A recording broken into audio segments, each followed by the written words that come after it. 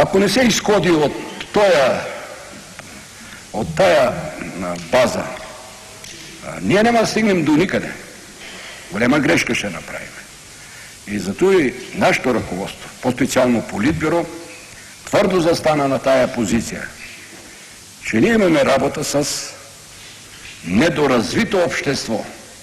Или ако вземем, да не се разпростирам, ако вземем, социализъма е едно недоносче. Ето това е самата истина. Недоносче. Решението вече, мисля, ще се публикува утре, не, а други ден ще се публикува. Значи отива се на принципно ново, където държавата не е главният фактор, а главният фактор са хората. Трябва да кажем, че онова съдържание, което се намира в западните фирми, концерни, напълно нас не удовлетворява. И без него ние не можем да разгърнем фирмената организация. Но без конвертуемост на нашата валута, ние не можем да вървим напред. Отиваме на принципно нов данък. Освен това, частна практика на всички лекари в свободното време. Отива се към деполитизиране на икономическите отношения и търговските отношения. И от тук идване до Народното събрание, до нова конституция, нов устав. Обстановката е изключително тежка.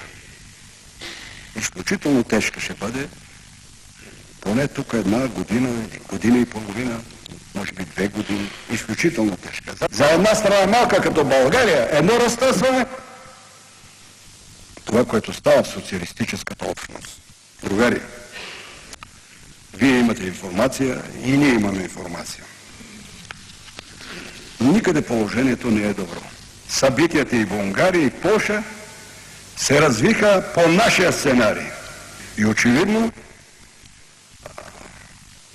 демократизъма и гласността ще вземат широки размери. Но при други условия вече, когато хората разберат какво работят, какво получават и така нататък, когато ги поставиш при реални условия.